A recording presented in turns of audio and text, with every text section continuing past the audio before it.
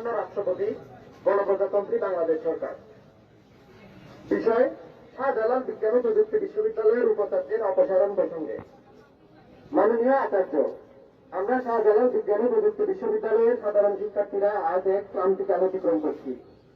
1971 সালে 30 লক্ষ শহীদ ও 2 লক্ষ বীরাঙ্গনার ত্যাগের বিনিময়ে অর্জিত স্বাধীন বাংলাদেশের সংবিধানের বিধি মোতাবেক আপনি আমাদের বিশ্ববিদ্যালয়ের আচার্য।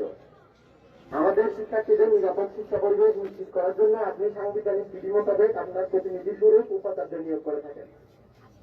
আমরা শাহজালাল বিজ্ঞান ও প্রযুক্তি বিশ্ববিদ্যালয়ের সাধারণ শিক্ষার্থীরা দেশের কল্যাণে নিজেদের প্রস্তুত করার উদ্দেশ্যে অধ্যয়নে নিবেদিত আছি।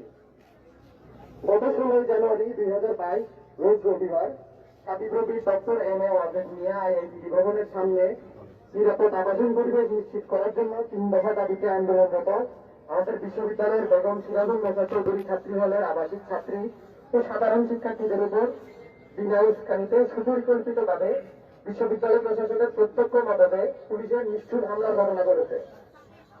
এ সময় বাংলাদেশের জনগণের টাকায় রাষ্ট্রের নাগরিকদের নিরাপত্তা নিশ্চিত করার উদ্দেশ্যে ক্রয়কৃত আধুনিক অস্ত্রসজ্জিত পুলিশের নির্বিচার লাঠিচার্জ, রাবার বুলেট ও সাউন্ড গ্রেনেডের শিকার হয় বিরক্ত শিক্ষার্থীরা।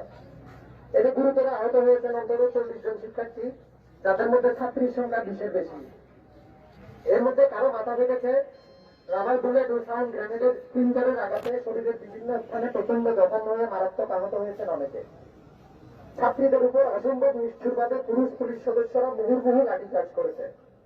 ক্যাম্পাসে বিশ্ববিদ্যালয় প্রশাসন কর্তৃক পুলিশ ডেকে এনে শিক্ষার্থীদের উপর এমন নৃশংস হামলার ঘটনা স্বাধীন বাংলাদেশের ইতিহাসে নজিরবিহীন।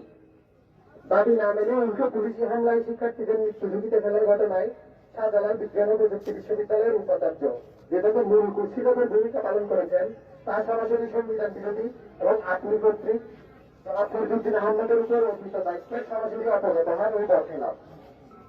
এই ঘটনায় সাবিপ্রবির সাবেক ও বর্তমান শিক্ষার্থীবৃন্দ হতবাক এবং সংক্ষুব্ধ।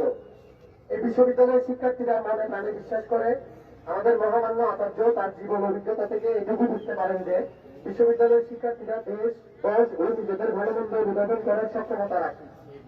আজ এটা দিনের মতো পরিষ্কার যে আপনি প্রতিনিধি হিসেবে জনাব ফরিদুদ্দিন আহমদ এই বিশ্ববিদ্যালয়ের উপাচার্যের দায়িত্ব পালনের সকল নৈতিক, যৌক্তিক ও সাংবিধানিক যোগ্যতা হারিয়েছেন।